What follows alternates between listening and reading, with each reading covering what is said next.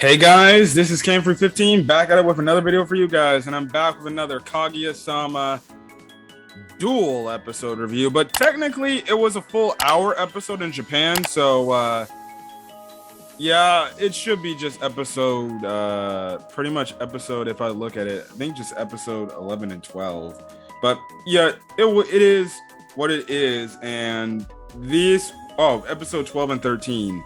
But whatever, it's the season finale of Kaguya-sama, Love is War season 3, and where you get a very eventful episode or two episodes where you get the confessions that, hey, we're good, we've been waiting for, and I definitely can't wait to see what it has store. The series has in store in terms of the anime front. Now, as of now, so far, there has been no confirmation of a season 4, but there has apparently been an announcement on a new anime project regarding Kaguya-sama Love is War. So they haven't specified that, if it is an eventual season 1, or maybe if it's some sort of spin-off Kaguya-sama show that we focus on other characters. But I think we're gonna get season 4 because everybody likes this show, and I definitely can't wait to see now. Presumably, apparently Kaguya and Shirogane are together, and they are a couple. It seems like they have not told the other members of the student council yet. And apparently, it seems like Kaguya will be going to Stanford with Shirogane. Which, let's start off with the episode. The first hour episode, and pretty much, or the first 30 minutes of the episode, and pretty much, we get the reaction of Kaguya after Shirogane told her that he's going to go to Stanford. And of course, like anybody who has a crush, that breaks them, and she breaks into pieces to the point she gets into this discussion with Hayasuka about this, and Hayasuka's like, well, that means you just got to confess pretty much. You got to let him know, otherwise he's going to go away. Which, it was hilarious because she was like, so, Stanford has a lot of freaking cute girls out there, what if he ends up getting married and stuff like that? Just messing with her. But pretty much it was Hayasuka like saying you need to pretty much confess to him, and Kaguya and some of the ways that she was confessing to him were fairly good, but Hayasuka was like going all through these reasons why it wasn't working and stuff like that. It was funny. At the end of the day, you really do see Kaguya break down and cry because it's somebody she really ultimately cares about and she likes a whole lot, and that person's going to be going away for who knows how long in her eyes by the time she would see him again. So, it would make sense that she'd be very emotional about this, and everything. So pretty much she has this whole plan set up to pretty much confess her feelings to him. She's essentially going to light the bonfire on, and then that's when she's gonna eventually pull him away, and then she's going to confess, admit her feelings, and that's the whole thing. Now, we get to do Subane and Ishigami stuff, and I want to get this out the way. So, the thing is with this whole conflict that happens is pretty much they're just kind of talking together, and it's a whole thing. They're just walking and talking and just hanging out and stuff like that. I love the nice thing Ishigami does, gives her a jacket, which it looks like the Naruto freaking like coat or whatever, or the Sasuke coat. I don't watch Naruto or anything, but that's what it looked like. And pretty much Ishigami's talking about like cherry blossom and everything, and Subane is kind of, really shocked, like he knows so much about this, and he's like, oh, I'm sorry if you think it's weird and everything. And she's like, oh, no, it's not weird at all and everything. And she kind of flashbacks. She kind of has a flashback moment to when some girls talked about Ishigami with the whole incident we got revealed about season 2 and everything, about how he beat up that guy because the one girl he had a crush on, that dude pretty much wasn't treating that girl right and everything. And we know what happened there. And we saw how pretty much those girls are like, yo, Tsubane, you need to avoid Ishigami at all costs. He apparently beat up this one dude in school and stuff like that, and it's nothing. And pretty much Tsubane, we kind of see like, oh, she wasn't like the typical type of girl that everybody was talking about, or the typical type of people were talking about. And she's like, well, I actually met the guy and he's not as bad as you guys are making him out to be. And stuff like that. So yeah, and that's when she starts bringing up this whole confession angle and everything. Now again, Ishigami's oblivious to everything that she's saying, but pretty much she's saying, listen, I don't have an answer for you right now because you sprung it on me, but I want to get to know you better before I come to a final decision. So it's going to be a while before I give that answer. And Ishigami, not knowing, he's thinking that she's talking about the cherry blossoms. and he's like, oh, well, they're not going to come till, your answer doesn't have to come till March, so fine. And Tsubane's shocked. He's like, wait, you can wait that long?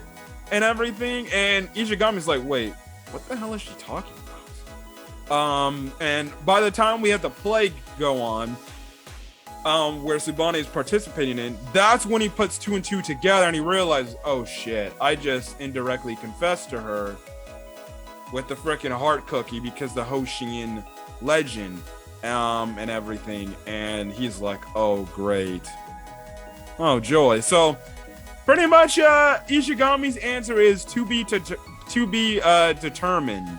So it seems like Tsubane's got to take some time to think about this and really, you know, have to be and make a very, you know, smart decision for her taste and everything. And honestly like this resolve plot. It's something for Ishigami to where he doesn't win ultimately yet, but you know, it ultimately comes down to what Tsubane ultimately thinks about him. Now, again, like I said, I think Tsubane likes him. A lot of people, I know this one reviewer said she has a feeling that she might turn him down. That potentially could be a thing where maybe she just sees him more as a friend than a romantic, you know, partner. Because especially what we see later in this episode, I don't know if they're hinting towards a Ishigami Ino relationship, but they have been mentioning that. They have been throwing the little subtle hints that maybe Ino and Ishigami hook up because, you know, opposites in some way attract, and they both always get in and butt heads and argue with one another. And then we see in this episode, Ishigami wants to check up on her because she's nowhere near the bonfire and everybody's having a good damn time and everything. And he gives her the one heart keychain Kaguya ended up dropping and stuff like that, and she was kind of taken aback. So who's to say that maybe we get a wrench thrown and we potentially get maybe a love triangle between Ishigami, Tsubane, and Ino. So yeah, that's kind of where that thing goes. I guess if there's an eventual season 4, that's when they would probably go back to this angle. And you know, honestly, I hope for my things, my boy Ishigami wins. But the thing is, you know, Kaguya, after realizing she needs to confess to Shirogane, she goes around looking for him, but she can't find him no matter what. So she has to end up lighting the bonfire and everything because that's what she was told to do. And hey, she does it, and she's just looking around, and Shirogane's nowhere to be found. But all of a sudden, these papers start dropping out of nowhere, and it's this arson character that's been, you know, the person Chika has been looking for, which leads into the next episode. And we find out this person was Shirogane the entire time. We find out pretty much he kind of pulled the strings and he did this whole thing in a way to have the perfect setup to be able to confess to Kaguya about his feelings and everything. Like he set it all up. He set all this paper and everything. He played freaking Chika because he knew Chika would be this very type, this character that'd be trying to get anything, solve this mystery in a way. Like he went behind. He went to ask the freaking, I think, president of the school, not the president of the school, but the principal of the school, if you could have access to the tower and everything, a bunch of everything. So this guy legitimately, like, he put a lot of time and effort, and he actually thought this shit out, and it's actually pretty damn thoughtful. And when you even see the whole plan come into action. It's visually stunning. The animation looked phenomenal in both episodes. Definitely two of the best visually animated episodes. They went balls to the wall. They wanted to make this a moment in the Kaguya-sama anime that it's something that you don't forget. And it was something that when I watch, I will never forget, because this was a great damn moment. Or a great damn moment, great damn episode. And he made it so fairly obvious that Kaguya would figure it out eventually, because she's a smart person, and she ends up figuring it out. And, you know, before she even goes up to meet up with him, Isaac like, do you want me to come with you? And she's like, no, I'm good. I'm just going to get my coffee and be good. She can't get her coffee. You have the whole typical thing, like, you know, some people can have in the real world, where you try to put a dollar bill into the freaking, soda can dispenser pretty much, and it keeps going out and stuff like that. And I've had that happen to me many a times before, and it gets freaking annoying and stuff like that. But, you know, that whole thing happened, you know, but Jen, she realized, oh, wait, I forgot the heart. And that's when we saw Ishigami pick it up, and he ended up getting into Ino and stuff like that. So yeah, and actually to kind of go off on a little bit of a tangent, at the bonfire, since everybody's having a good time, we actually do cut over to Maki and the one girl that's been, well, you know, who has the boyfriend that Maki's been crushing on. She dances with Maki pretty much and says, you're my friend and everything, and I want to dance with you. So that was nice. And that kind of also led into the Ino scene with Ino's best friend saying no.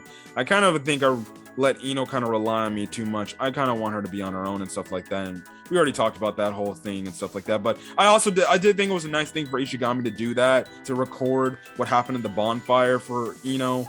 Because she kind of was the main person that kind of threw this all together and everything. And again, it was another part of Shirogane's plan, because he knew that Ino would find a way to get the bonfire started and everything. So it's freaking crazy that this man planned it out. But you get this freaking moment between Kaguya and Shirogane, and you're like, you get this moment to where you think that they're not going to confess, and they don't really confess. But in a way they do confess, or in a way Kaguya confesses. And it's just a visually stunning scene. It's something that I just can't freaking just explain it. Like, you have to go watch it and listen to the dialogue alone between the two characters. But, you know, Chika's getting close to figuring out this mystery. And she's alongside those two girls we saw in the few, who were like the two interviewees for like the school's paper and everything. And, you know, you have it to where they get past this, you know, secret door that leads up to the freaking clock tower, and the one girl pretty much gets the moment to where we see the moment. And the thing is, we have it to where Kaguya screams out to Shirogane, or we have it, no, it was Shirogane that said to Kaguya, where Shirogane says to Kaguya, like, please come to Stanford with me, and everything. And Kaguya, she's overjoyed with happiness, but she's like, are you serious?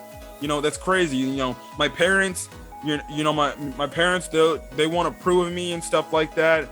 You know, is it too late? And freaking Shirogane is like, it doesn't matter. I want you at the end of the day to come with me to Stanford.